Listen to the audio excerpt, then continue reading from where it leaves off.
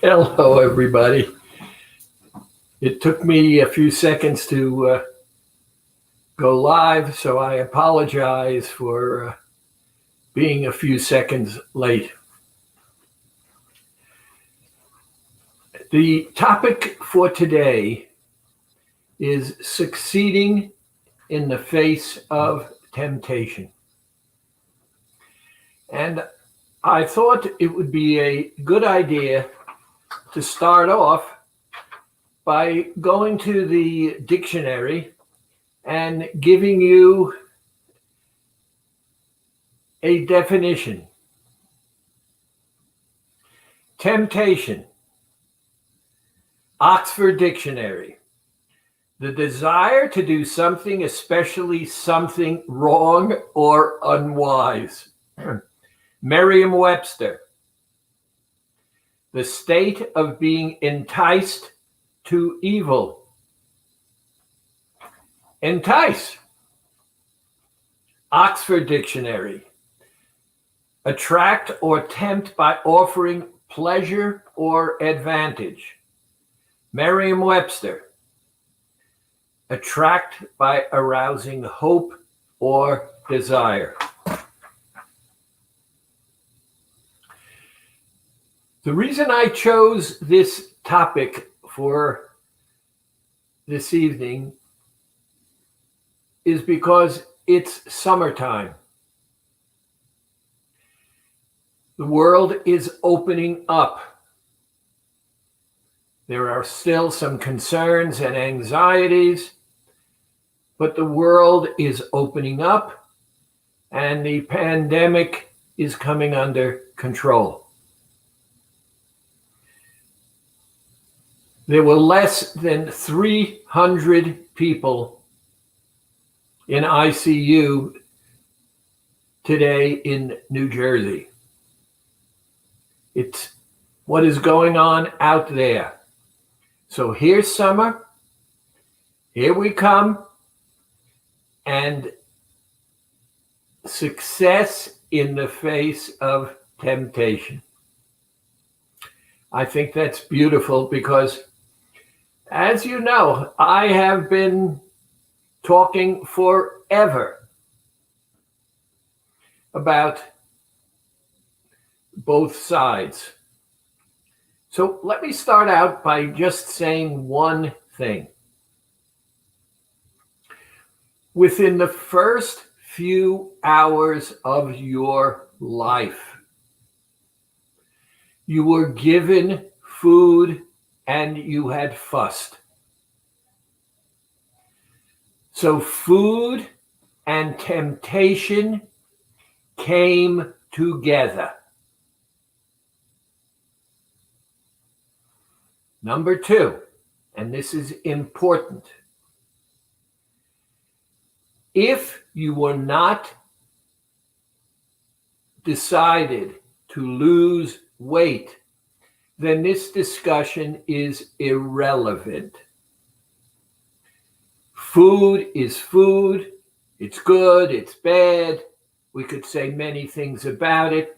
But if we were not in the process of losing weight, the discussion of food is moot. Food is not good. Food is not bad. Food is food. But the issue is of temptation, of comfort, of our heads, of summer opening up.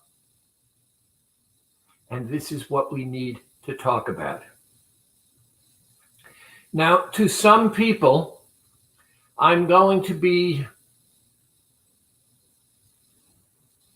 a bit, I'm not sure what to call it, but you may be uncomfortable. I was reading the Old Testament, and it's really very interesting. There were two kids. One was Cain, the other was Abel. And for some reason or other, I wasn't there, so I don't know, they decided that there was some higher power, some higher being. And they both decided to give something to that higher being because that's what they thought.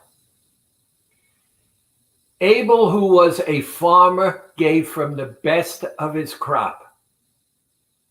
Cain, who was a shepherd, didn't give from the best of his crop. A fire came down,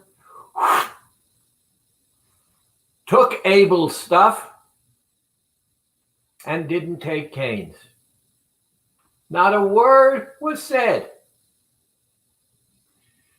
But Cain had to deal with that. He was PO'd at his brother. And the reason he was PO'd is because of the fact that he did not feel loved. Nothing else makes any sense. He was ignored. His sacrifice or his present was not acknowledged. We are in the process of trying to lose weight. And if we don't address these words,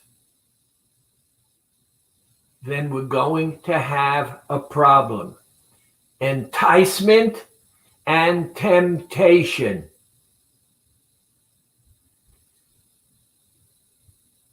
Another piece. There are many different ways that you can be comforted.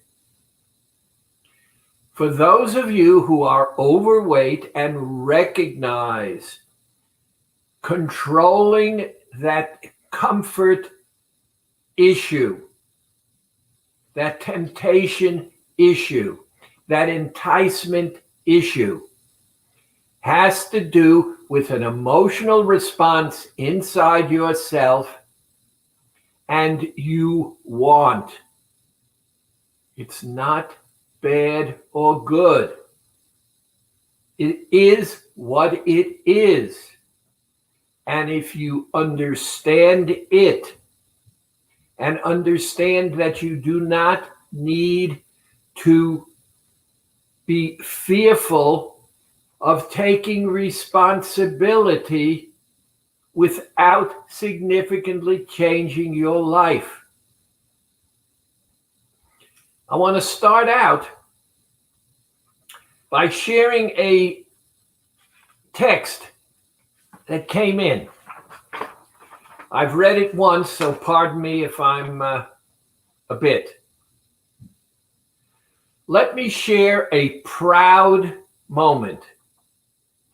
It's from a woman, by the way. This past Saturday, we had an outing for our youth. I volunteer with a tri-state youth group.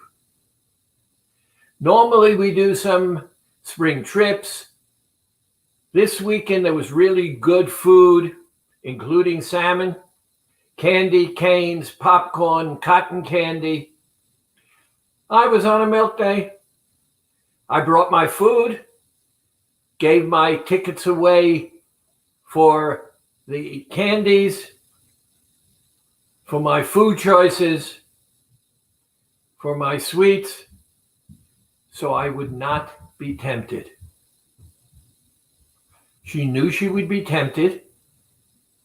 She wanted to lose weight, so she took away the temptation.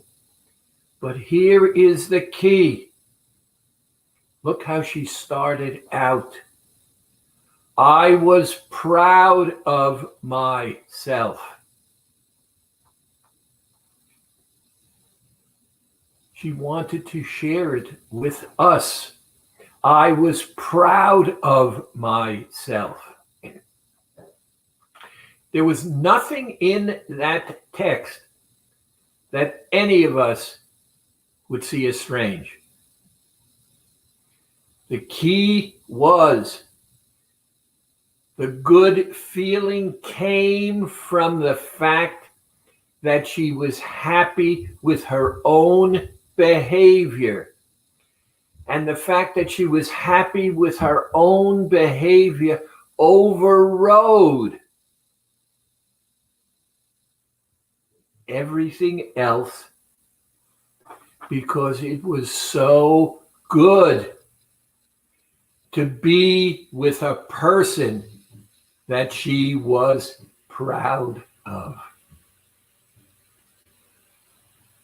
Now,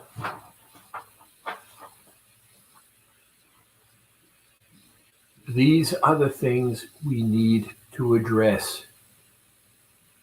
Summer is here, and it's the reason that we created the summer social. The key here is to separate out your seriousness and to get to a place where you're proud of yourself, where you feel good because your behavior makes you feel good about you. The summer social was created by us because we recognize there are so many things out there that we want to participate in. And since we live in a society which is surrounded by food events, most everything has some food attached to it. The summer social gives you 2 days every week to be different than our normal weeks. But it puts you in control. And we can deal with the guilt thoughts. I'm bad, I shouldn't have done it. What's so difficult for me is to see so many adults seeing themselves as bad. You've made an adult decision, whether it was based upon enticement, whether it was based on temptation, regardless of what it was based on. The only reason it's a problem is because you said, I want to lose weight. Now, take away, I want to lose weight. Food is no longer relevant.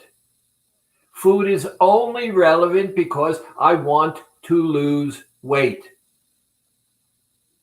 So what it leaves us is this psychological morass of history, of behavior, of habit. And you have the ability to address it. Summer social, we spell it out. We normally promise you 15 pounds minimum every 30 days. We're changing that. If you do summer social, we're not promising you 15 pounds every 30 days. We say you're going to lose weight, but you're going to lose it more slowly. You're an adult. Make a choice. I don't know how much you're going to lose, but it's not going to be 15. 2 things though. If you do summer social, you're not going to gain weight. And the odds are pretty strong if you do it with intent, you're going to lose weight. And what are you doing? You're pushing off the goal of reaching a certain clothing or weight level. Do you have a right to do that? Of course. Is it bad? Well, if you say it's bad, it's bad. What makes it bad? Some thought in your head where you determined.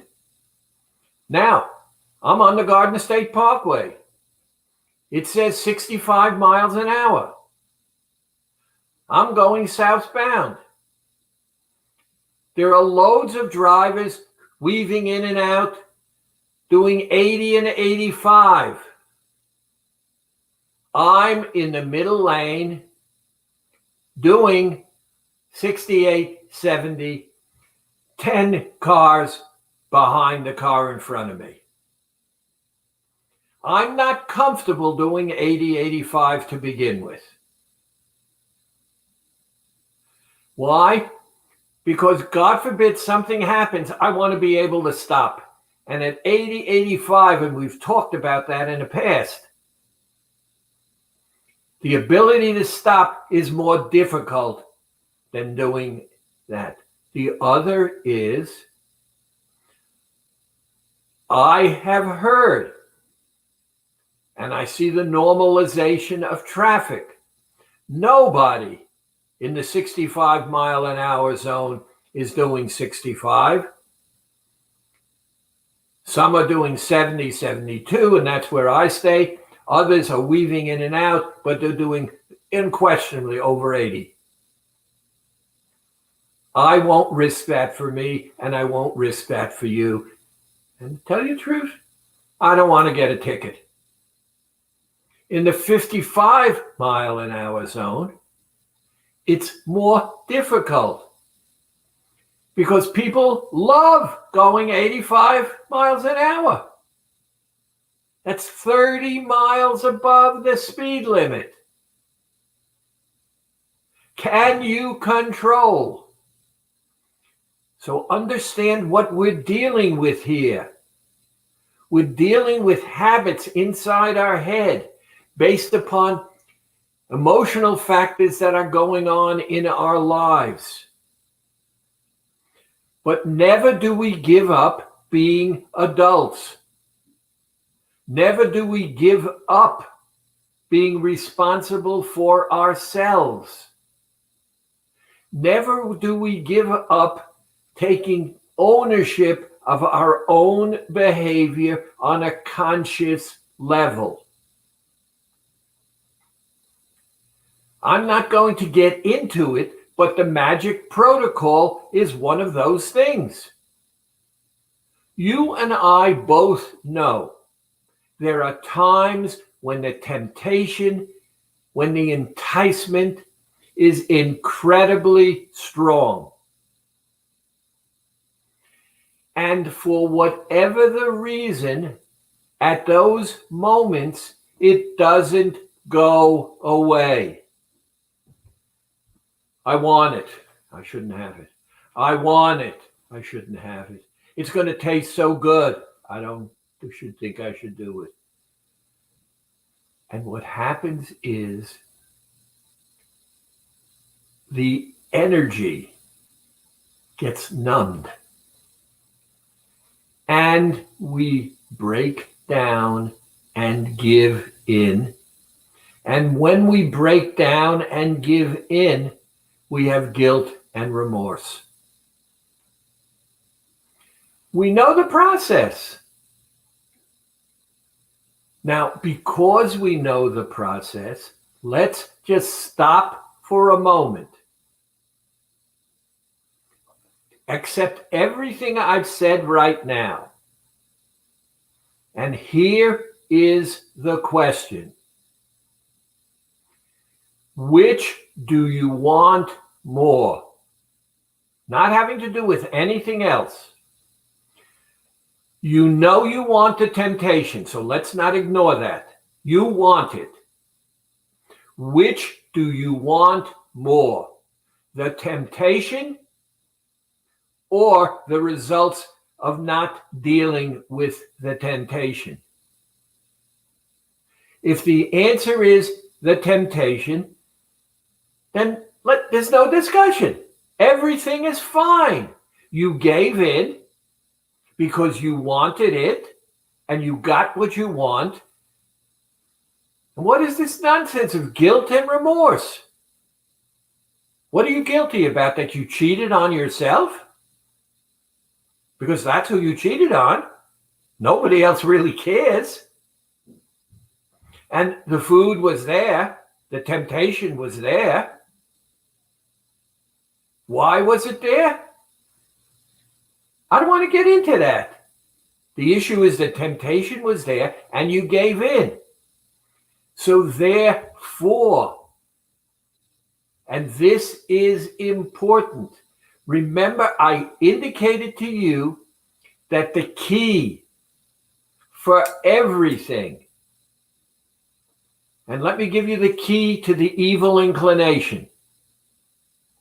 Evil cannot exist in an environment of love. Love is the Achilles heel of the evil inclination. I believe that the higher power gave us that awareness. How I use it is a different story. So first and foremost, let's go back to the woman I was just talking about. What she said is, I didn't cheat. I did something to stop myself from cheating, and I was proud of myself. I liked the me that I was. I liked the me that I was. So now, Dr. Schwartz, you're back to self-love. What does self-love mean? It means I like the me that is me. Who do you wake up with in the morning? You wake up with you. And if you like the you that you get up with, you're spending the rest of the day with someone who knows your every thought and whom you're happy with. The rest can take over for itself. Here's another one. Dr. Schwartz. The only reason I didn't cheat is because the wedding is in 3 weeks and you promised me that I would be able to get into my dress without any further alterations. But it was one of the most difficult weeks that I had because there was constant enticement. Relatives were older, my kids were around, the wedding is in 3 weeks, and there was all kinds of good stuff because of the fact that there's going to be a wedding. But I want to get into that dress. And it was hard for me, Dr. Schwartz. And I said, it was hard for you in what way? She said, I was enticed. I wanted it. I said, did you need it? I wanted it. Why did you want it? With all the stress and the pressure, I knew that if I had it, I would feel good. And I'm feeling the stress and the pressure that's going on here. And I wanted it to get rid of the stress and the pressure. Then why didn't you do it? It's what you said, Dr. Schwartz. What do I want more? And the thing I want the most is to get into that dress. I'm looking forward to it. I know how I'm going to feel when I get into that dress. But it was very hard. Now here it was very hard. That's why the magic protocol. All of us are human. All of us are fallible. All of us can break down. But if you acknowledge the fact that you can control the breaking down. You take responsibility for yourself. You get more. One of the most difficult things there is for anyone. I can remember as a child being the dummy of the class because of my learning disabilities. It made me an isolated person. Who really wants to be a friend with the dummy? So people would talk to me a little bit, but I was never invited into anything. Only two things saved my life. Number one, I can't anymore, but I was a left-handed pitcher. And you could not hit me very well. And so when it came to recess and baseball, I was favored because if you had Schwartz, you had a better chance of winning. I knew that. Even during the game, people were not talking with me. And I'll prove it to you on a different level. We were in the Pony League, and we had won our regional championship. And now it's sort of a regional World Series. My team had won 2. Their team had won 2. There was a 5th game to go. Schwartz was the pitcher. I walked the first man.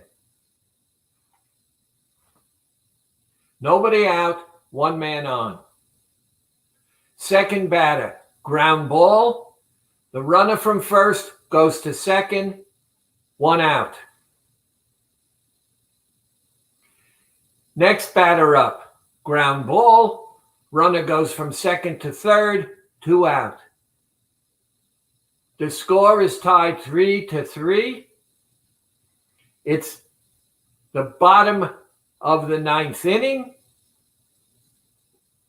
There is a runner on third. And I took a full windup, if anybody you know what that means. And the runner stole home, and we lost 4-3. To this day, and it's rare now, to this day, if I meet someone from my elementary junior high, it was 8th grade school, they say, "Hey, Schwartz, still taking a full windup?" I have never lived it down. But you want to know something? I learned. And you people have to do the same thing. Make a choice. And that choice is for yourself.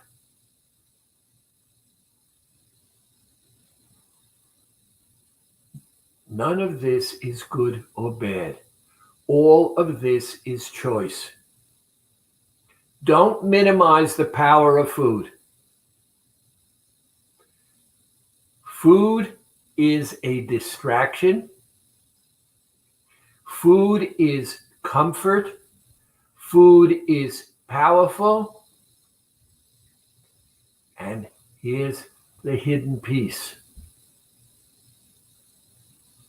Food has tremendous hidden love emotionality. Think of what happens when you think of having it. Oh, how good I'm going to feel. And that feeling of how good you're going to feel just fills you, because that feeling is incredibly powerful. But now let me tell you something. As that woman said, and you could hear it even though it was a text, I was proud of myself. I like being me. I like being with me. It can change everything when you like being with the person whom you get up in the morning with. I'm going to read some questions now. Now you'll pardon me, they were just given to me prior to my going on the air, so that I'm going to read them to you and to me for the first time. Question number 1. Will I lose weight faster if I exercise? The answer is no. You will not lose weight faster if you exercise. And let me explain. First, let me start in with, hi, Vince. Your name just shot up. It says, hi, Dr. Schwartz. 10 hours on a treadmill. 10 hours on a treadmill at 3.5 miles an hour is less than a pound. 10 hours on a treadmill at 3.5 miles an hour is less than a pound. So the issue is, if exercise makes you feel good, exercise. Don't overdo it. You're going to do negative, not positive. It's going to stress your body out, and it will not. I believe in light weights, walking, some bicycling, easy exercise to keep it going and moving. Next question. Pardon me, I'm not used to wearing glasses.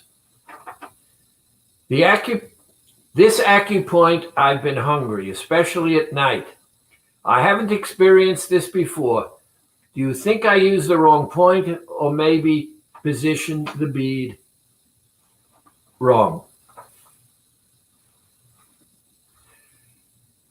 First and foremost, if you're using the acupoint finder properly, just putting it in place, marking the point, understand it's almost impossible to use the wrong point. This person was tempted, hungry in the evening. Now, you've heard me say this before, but it's worth saying again.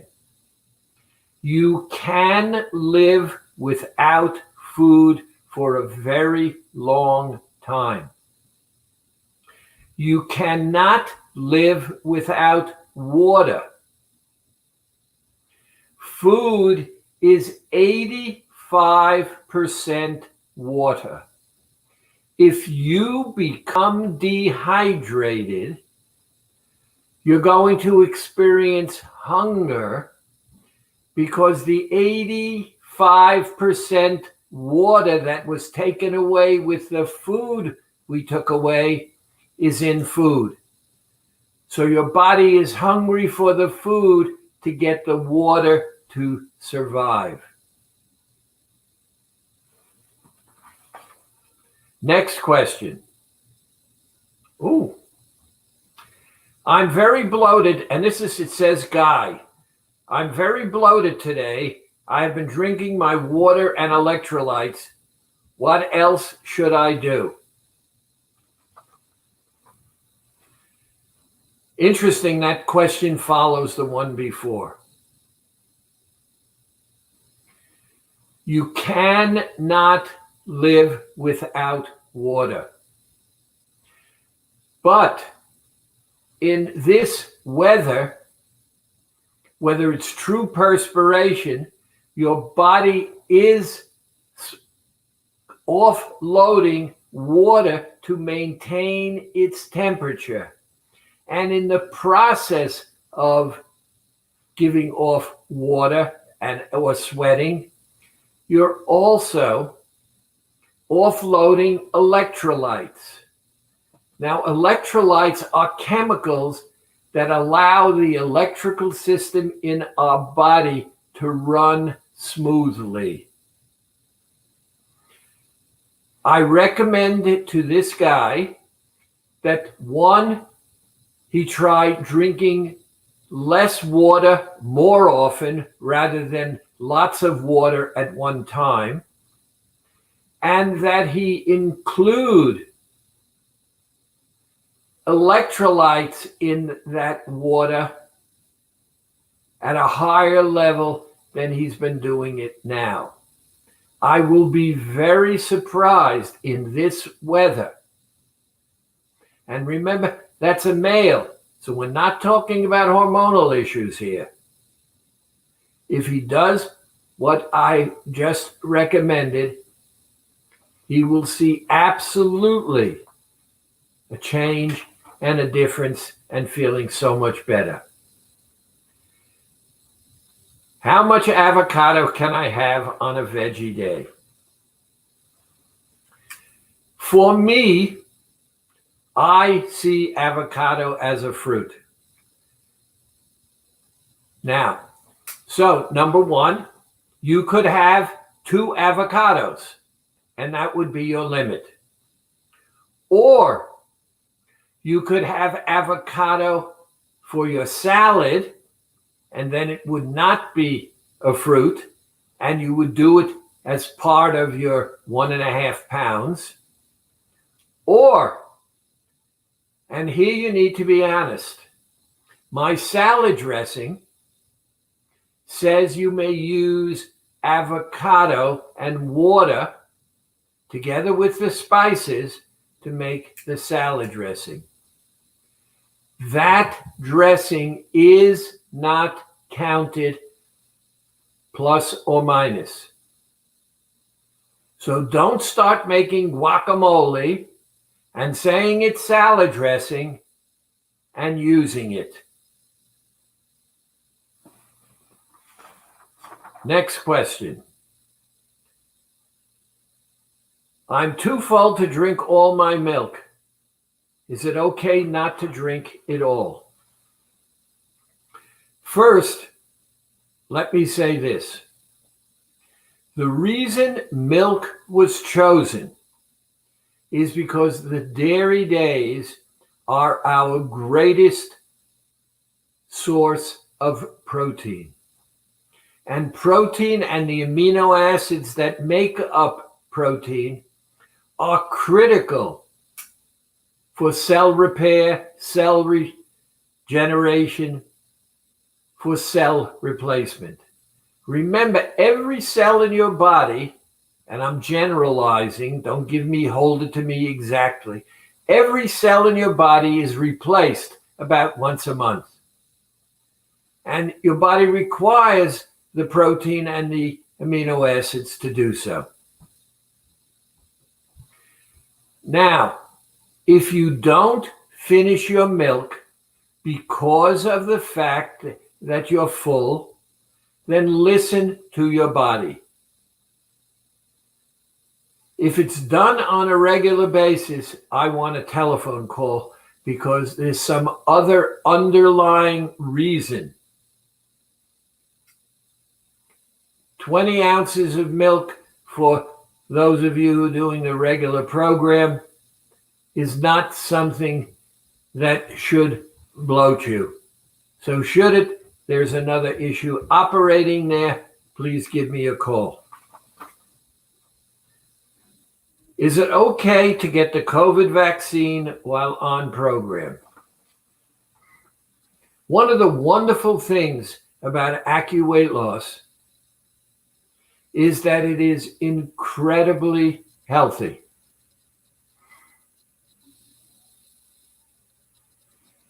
It has no positive affected issue, whether you do or do not take the COVID vaccine. Your results will be the same. Its impact will be the same. Nothing will have changed. The program is a chemical weight loss program, all natural, so that whatever results from the COVID vaccine, whether you were on the program or off the program, are going to be the same results.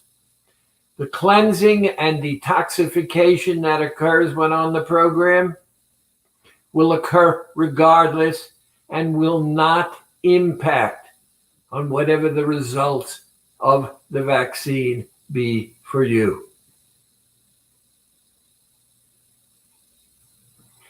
Lastly, communication is very important. I have spoken to many people this week, intentionally, people who have called in for their weight, and I call them back just to see how they are, to see what's doing. That's where I got the thought for temptation and success.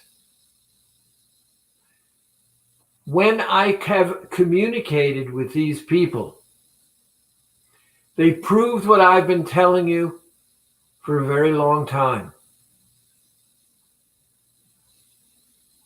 It's one thing to live with yourself. It's another thing not to communicate with yourself so you have insight and understanding as to who you are. If you're a person who doesn't communicate with themselves, then you've been trained habitually and you're wrong. The self and your other selves always tell the truth. And the reason they tell the truth is because they know and you know what the truth always is. Oh, it's okay if I only have a little bit. Now, that's one of those selves talking. But you know that self is just rationalizing. So when you communicate with self, and that's why I say to you, ask me questions. Don't be fearful of my answer. Your behavior is your behavior. The only reason your behavior could be bad is if you wanted to lose weight and your behavior contradicts that, then that would be bad. But if you want to be bad and acknowledge and say it's okay because I'm willing to live with it. And you know whether that's the truth also. Are you willing to live with it? If your answer is yes, there is no need for discussion.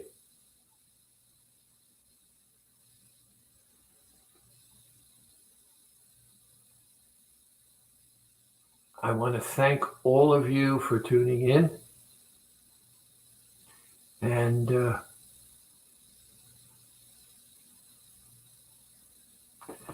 talk to you soon.